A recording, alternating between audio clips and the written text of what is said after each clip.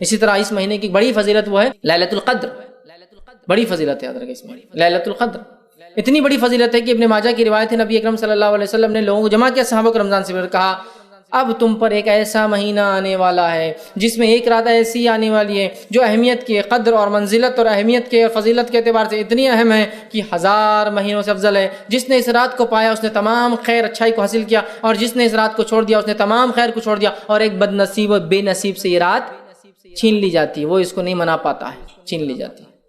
قرآن نے اسی کی گواہی دی اور کہا سورہ قدر میں انا انزلناہ فی لیلۃ القدر وما ادراک ما لیلۃ القدر لیلۃ القدر خیر من الف شہر، یہ کہا کہ ہم نے اس قرآن کو لیلۃ القدر میں نازل، انا انزلناہ فی لیلۃ القدر، لیلۃ القدر میں اس قرآن کو نازل کیا۔ وما ادراک ما لیلۃ القدر، اے مسلمانوں کیا چیز ہے جو تمہیں سمجھا لیلۃ القدر کیا ہے؟ لیلۃ القدر خیر من الف شہر، لیلۃ القدر 1000 مہینوں سے افضل ہے۔ نبی اکرم صلی اللہ علیہ وسلم فرمایا 1000 مہینوں سے افضل ہے جو اس رات کو حاصل کر لیا تمام خیر پا لیا، اور جس سے چک گئی سب چک گیا، اور ایک بد نصیب یا بے نصیب سے یہ رات چھین لی جاتی ہے۔ اب ہم بد نصیب ہے، بے نصیب ہے یا نصیب والے ہیں، طے کر لیجیے، رمضان آ رہا ہے۔ اور یہ رات یاد رکھیے آخری عشرے کی طاق 5 آڈ نائٹس میں سے ایک ہے، طاق راتوں میں سے ایک ہے، تو یہ 21 رمضان بھی ہو سکتا ہے، مطلب 21 کی رات 23 بھی ہو سکتی ہے، 25 بھی ہو سکتی ہے، 27 بھی ہو سکتی ہے، اور 29 بھی ہو سکتی ہے۔ یقیناً 27 کے تعلق سے کچھ حدیثیں آتی ہیں کہ 27 ہے، 21 کے تعلق سے آتی ہے 21 ہے، 23 کے تعلق سے بھی آتی ہیں، تو پتہ یہ چلا 5 میں سے کوئی ایک، ورنہ ہے کچھ روایت جس میں 27 کا لفظ ہے۔ تو علماء کہتے ہیں ایسی جو روایت ہے جس میں مخصوص ہے کہ 27 کو ایک صحابی کو آپ صلی اللہ علیہ وسلم کہا، مخصوص ہے کہ ایک رات نبی اکرم صلی اللہ علیہ وسلم نماز پڑھ رہے تھے، بارش ہوئی ہلکی ہلکی رات، مسجد نبوی جو ہے کھجور کے پتے تھے، پانی ٹپک رہا تھا، اور جہاں نبی اکرم صلی اللہ علیہ وسلم نے سجدہ کیا وہاں وہ مٹی پہ پانی گرا ہوا تھا، وہ رات تھی 21 کی۔ تو علماء کہتے ہیں یہ جو خاص علامتیں بتائے گی کہ 27 21 23، اس کا معنی یہ ہے کہ یہ رات ہر سال ایک وقت نہیں آتی، اگر ایک سال 27 کو آتی تو اگلے سال 29 ہو سکتا ہے، 29 تو کسی سال 21، کسی سال 23، کسی سال، سمجھ رہا آتی بھی اگر ہے علامت ایک رات میں تو روٹیٹنگ ہے، وہ نیکسٹ ایئر وہ رات پہ نہیں ہوں گی، سمجھ رہا۔ تو لہٰذا ہم کو اس کو تلاش، کیسے بولتے ہیں، شب قدر کی تلاش ڈھونڈنا ہے۔ تو 21 کی رات، 23 کی رات، 25 27 اور 29 میں شب قدر کو تلاش کرنا، اور کیسے تلاش کرنا ہے؟ جیسے ہم آج کل تلاش کر رہے ہیں، آخری عشرہ شب قدر کی تلاش، 21 کی رات فلاں بازار میں، 23 کی رات فلاں بازار میں، اور 25 کی رات فلاں خریدی کے اندر، اور 27 کی رات فلاں ہوٹلوں میں، اور 29 کی رات فلاں، اور اس کے بعد ماشاءاللہ 1000 مہینوں کا ثواب حاصل۔ یہ ہماری پلاننگ ہے، میکسیمم جو پلاننگ ہے، اس سے ہٹ کر کچھ نہیں، اور پورا سماج، پورا ماحول ہی ہے، پورا حالات ہی ہے۔ اور چونکہ میں عموماً کہتا ہوں ڈپلیکیٹ نائٹس اتنی منا لی تو ریئل نائٹس، حقیقی جب راتیں آتی ہیں نا اس کی اہمیت ختم ہو جاتی ہے۔ کوئی شب برات منا رہا ہے تو کوئی شب معراج منا رہا ہے، اسی کوئی وجود ثابت نہیں کہ اس کو منایا جائے۔ معراج تو ایک واقعہ ہوا، اس کو منانا ثابت نہیں ہے، کچھ بھی نہیں۔ 15 شعبان کے تعلق سے کہا کہ 15 شعبان کو اللہ تعالیٰ تمام لوگوں کی مغفرت کر دیتا سوائے اس شخص کے جو دل میں کینہ رکھتا ہو کسی کے لیے۔ لیکن منانا نہیں ہے کہ چلو سیلیبریٹ کرو اس کو۔ اب منانا کیا ہے؟ یہ رات ہے شب قدر، لیکن 5 ہے نا، تو کہاں چکر میں جانا اتنا لمبا، شارٹ کٹ کر کے آگے ادھر ہی کیوں جائیں گے اس کے اندر؟ یہ ہے ریئل نائٹس جس کو آپ جاگ کے منائیں، ڈھونڈ کر منائیں، تلاش کر کے منائیں، پلان کر کے منائیں، چھٹی لے کر منائیں۔ میرا آفس سے نہیں ہوتا تو چھٹی لیجیے 5 دن، کیا جاتا ہے، لیکن اس کو منائیے، مطلب عبادت کیجیے۔ اور رات شروع ہوتی ہے مغرب سے لے کر طلوع آفتاب، مطلب غروب آفتاب سے لے کر طلوع آفتاب تک، مطلب سن سیٹ سے سن رائز تک پورے اس کو رات بولتے ہیں۔ تو کم و بیش آج ہمارے پاس رات 12 گھنٹے کی ہے، 10 گھنٹے کی ہے، کسی جگہ 5 گھنٹے کی ہے، تو آپ کو اس رات کو منانا ہے۔ یاد رکھیں جتنی بڑی ہے اتنا افضل ہے وہ بھی، جتنی چھوٹی وہ بھی ہے کہ انسان کم وقت میں زیادہ حاصل کر لے، سمجھ رہے ہیں بات؟ تو اس کو منانا ہے، اس کو وہ کرنا ہے، یاد رکھیں۔ اس کے لیے کوئی بہانہ تلاش نہیں کرنا ہے، وہ کسی بھی حال میں ہم کو اس رات کو منانا ہے، اس کے فائدہ اٹھانا ہے۔ اسی طرح رمضان کی ایک فضیلت قیام اللیل ہے۔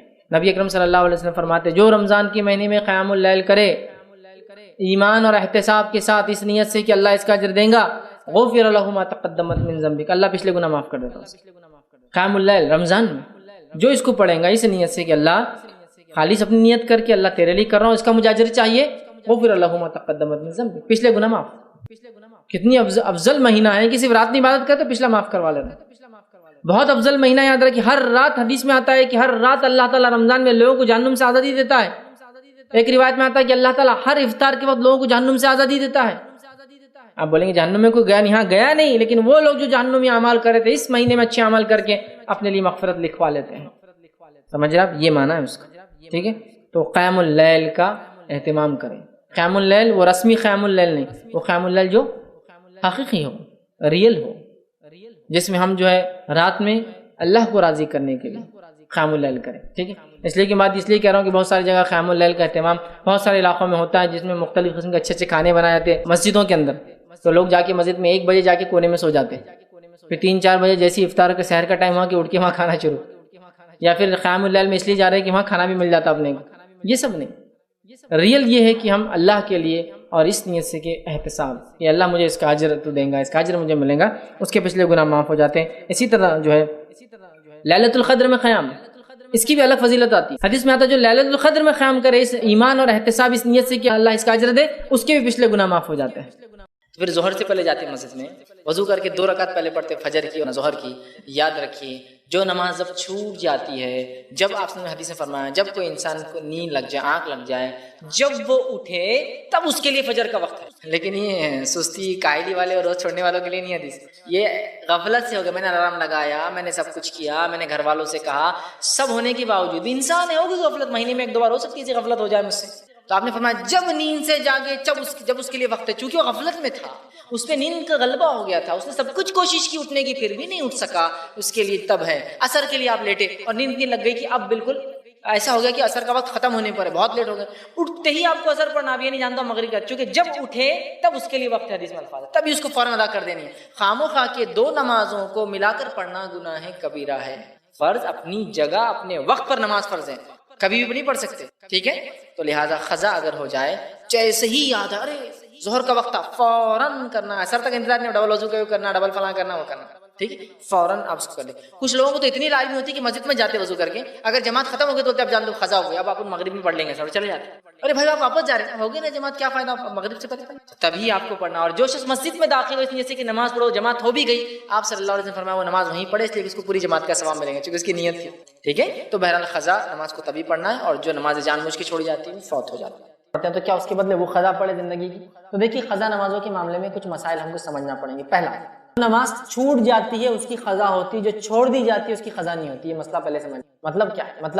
مطلب یہ میں سو رہا تھا اور عصر کا ٹائم نکل گیا تو یہ نماز چھوٹ گئی تو اس کی قضا ہو جائے گی. میں ٹرین میں سفر کر رہا تھا اور وقت پتہ ہی نہیں چلا تو یہ نماز چھوٹ گئی، اس کی قضا ہو جاتی ہے. ٹھیک ہے، میں یہاں بیٹھا ہوں، اذان ہو رہی ہے، اس کے بعد بڑا جان دو دیکھیں گے اب مغرب آ گئی تو کیا اس اثر کی قضا ہے؟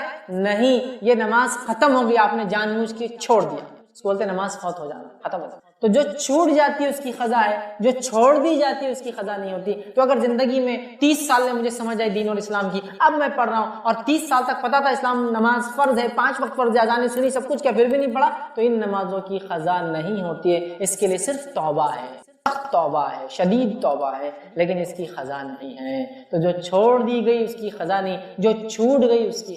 رول سمجھ میں آ گیا؟ تو اگر آپ کی چھوٹ گئی ہے تو آپ یاد کر لیجئے میں کل چھوڑ دیا، پرسوں چھوڑ دیا، ترسوں چھوڑ دیا، لیکن سالوں کی ہے تو توبہ ہے، کیونکہ معلوم تھا مسلمان ہے پھر بھی نہیں پڑے تو توبہ ہے. جو چھوٹ گئی سمجھو حال میں چھوٹی، جب آپ نمازی بن گئے تھے ماشاءاللہ تو پھر اس کی قضا. کسی نے ایک سوال کیا، السلام علیکم، آپ بھی ہمارے اس کام میں تعاون کریں، زکات و صدقات کے ذریعے ڈونیشن ڈیٹیلز کے لیے ڈونیٹ پر کلک کریں. اگر آپ ہمارے ویڈیوز پسند آئے ہیں تو اسے شیئر کریں اور سب کے حقدار بنیں. روزانہ ہماری ویڈیوز کو پانے کے لیے ہمارے یوٹیوب چینل کو سبسکرائب کریں اور بیل آئیکن دبائیں. ہم سے دیگر سوشل میڈیا پر جڑنے کے لیے ویڈیو میں دیے گئے آئی ڈی کو سرچ کریں. جزاک اللہ. اعراض کرنا، اللہ کے ذکر سے دوری اختیار کرنا، اللہ کے ذکر کو نہیں کرنا، یہ سب سے بڑی وجہ دلوں کی سختی کی. آئیے نبی اکرم صلی اللہ علیہ وسلم کیا فرماتے ہیں، کیا فرماتے ہیں؟ جامع ترمذی کی روایت آپ نے فرمایا تم اللہ کے ذکر کے علاوہ دوسرے کلام کی کثرت نہ کیا کرو.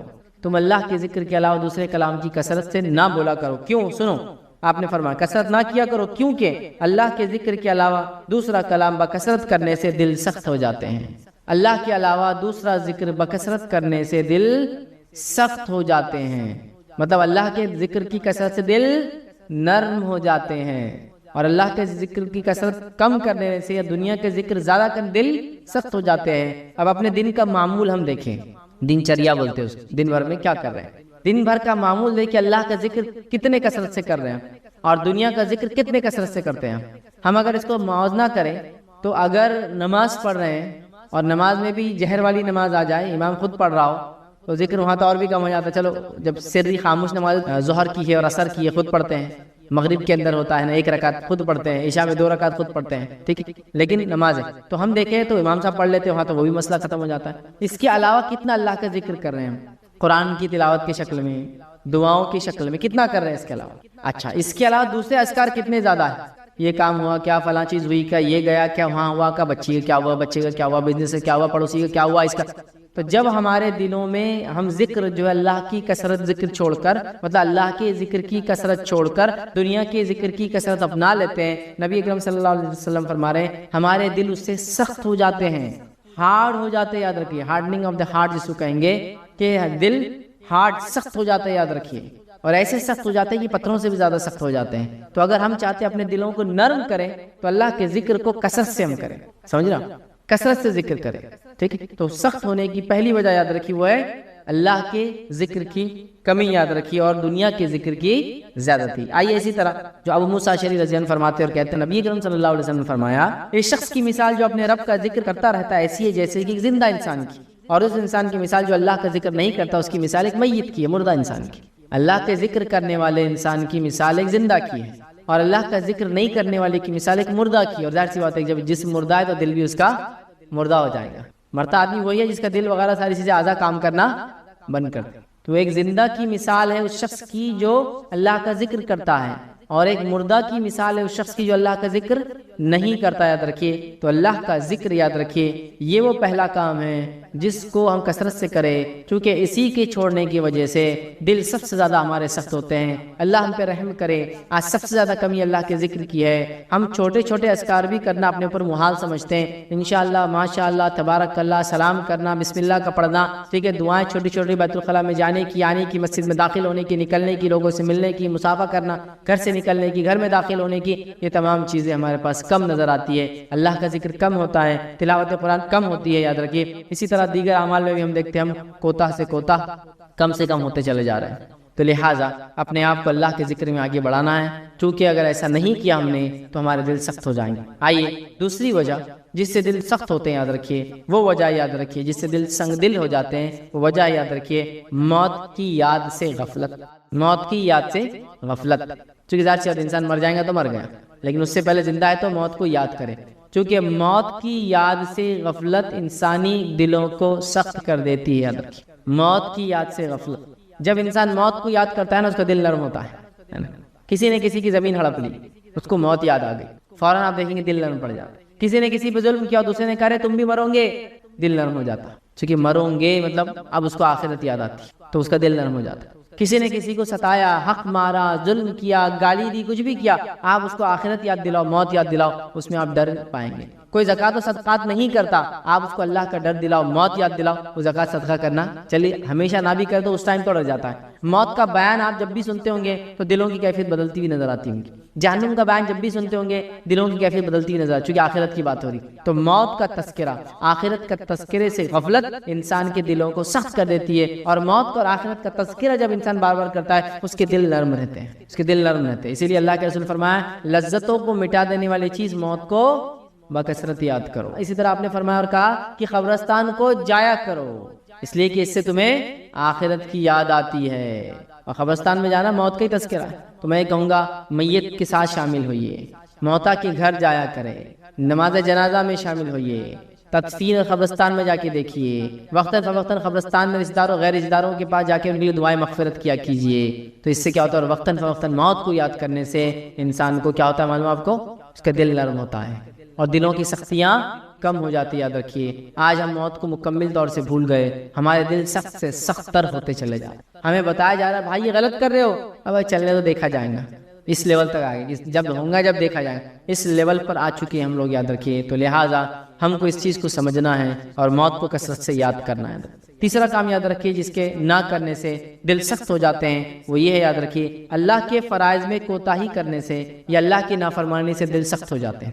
اللہ کے فرائض میں کوتاہی کرنے سے یا اللہ تعالیٰ کی نافرمانی کرنے سے دل سخت ہو جاتے ہیں. یاد رکھیے. آئیے میں آپ کو واقعہ سناتا ہوں. اللہ تعالیٰ نے یہودیوں کو سورہ مائدہ کے اندر حکم دیا اور فرمایا اور کہا کہ ان سے 4 باتوں کا عہد لیا گیا تھا، 4 چیزوں کا عہد لیا گیا تھا۔ پہلے کیا عہد لیا گیا تھا کہ تم نماز قائم کرو گے، یہ ایک فریضہ ہے۔ پھر عہد لیا گیا تھا کہ تم زکوٰۃ ادا کرو گے۔ پھر عہد لیا گیا تھا کہ تم رسولوں پر ایمان لاؤ گے، اور پھر عہد لیا تھا کہ قرض حسنہ آپس میں ایک دوسرے کو دیں گے، کہ تو یہودی سود پر پیسہ لیتے تھے تو اللہ نے کہا قرض حسنہ لو دو۔ 4 چیزوں پر عہد لیا۔ یہ عہد لینے کے بعد مطلب یہ 4 چیزیں ان پر واجب اور فرض کر دی گئی۔ اس کے بعد بھی وہ لوگوں نے کیا کیا، اس فریضے سے اپنا منہ پھیر لیا، اس فریضے کو نہیں مانا، نتیجے دل سخت ہو گئے۔ سنیے اللہ کیا فرماتا ہے ان کے تعلق سے، اور اللہ فرماتا ہے کہتا ہے سورہ مائدہ سورہ نمبر 5 آیت نمبر 13 اللہ فرماتا ہے کہتا ہے پھر چونکہ انہوں نے اپنے عہد کو توڑ ڈالا لہٰذا ہم نے ان پر لعنت کی اور ان کے دلوں کو سخت کر دیا۔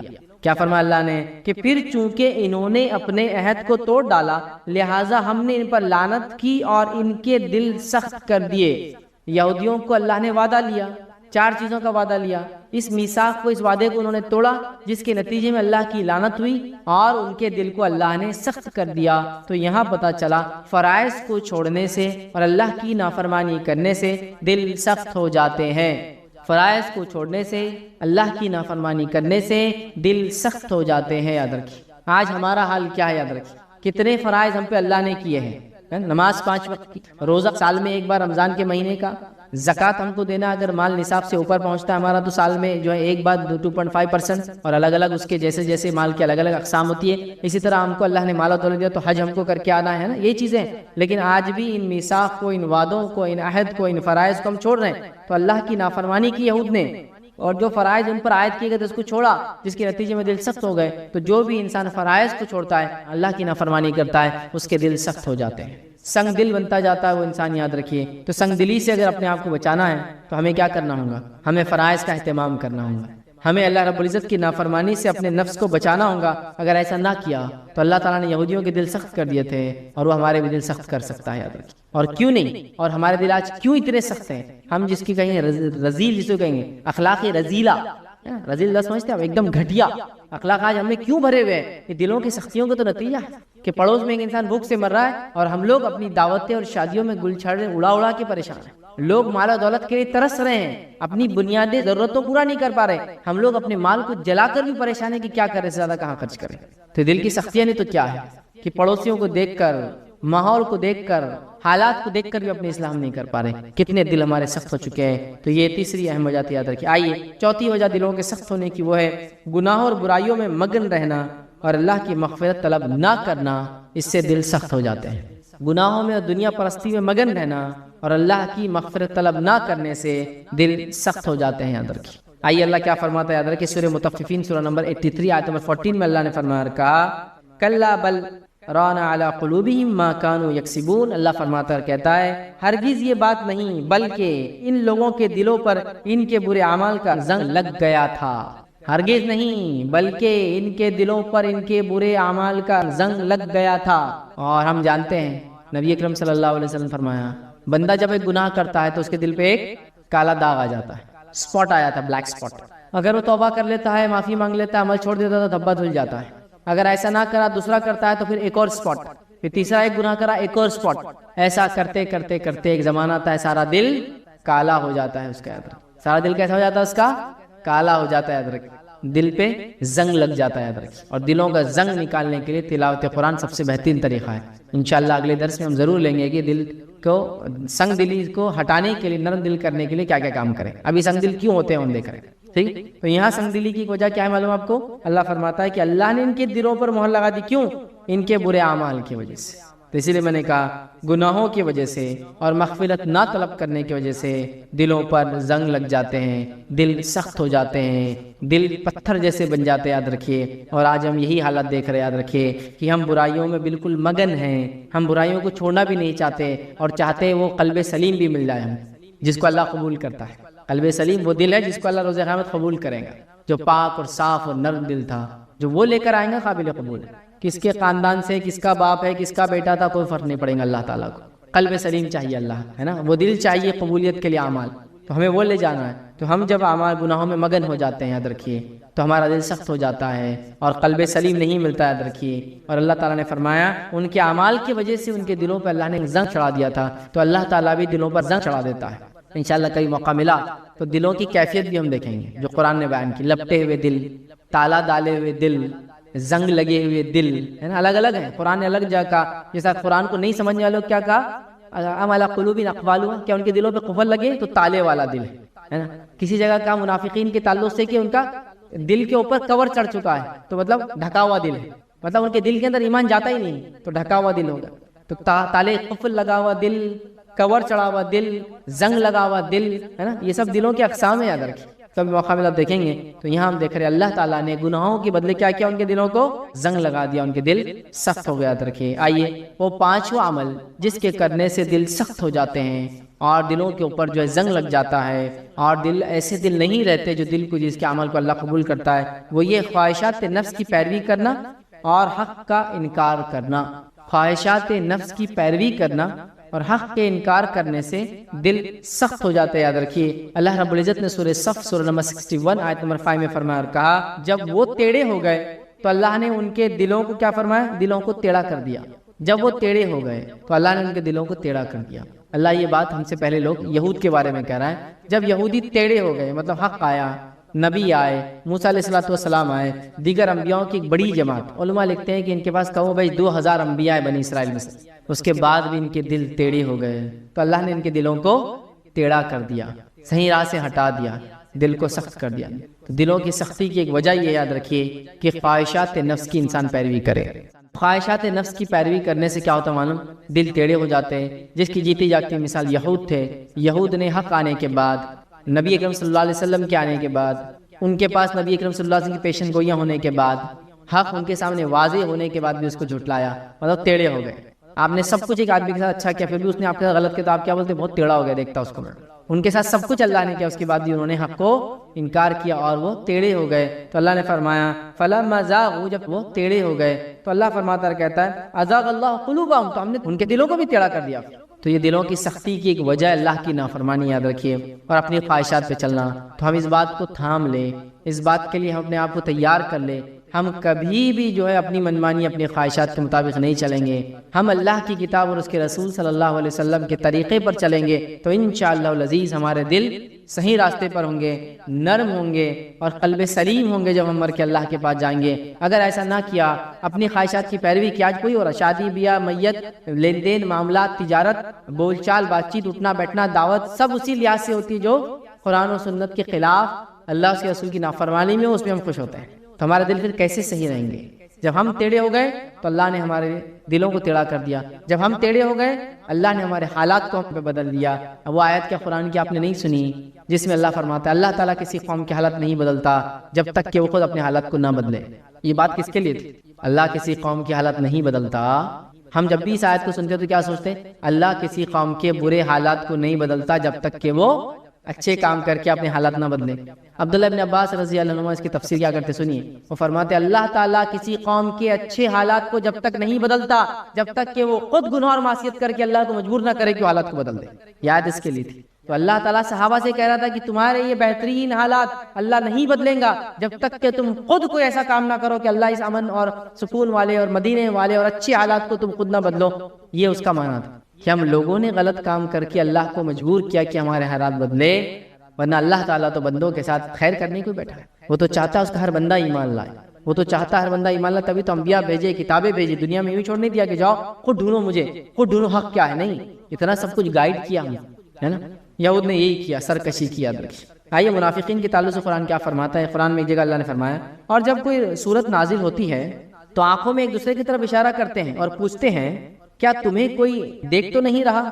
پھر وہاں سے واپس چلے جاتے ہیں. اللہ نے ان کے دلوں کو پھیر دیا ہے کیونکہ یہ لوگ ہے ہی ایسے جو کچھ بھی نہیں سمجھتے. جب کوئی آیت نازل ہوتی ہے تو منافق ایک دوسرے کو اشارہ کر کے وہاں سے نکل جاتے تھے. کیوں؟ تو ابھی آیت آئی، ہم کا عمل کرو بولیں گے.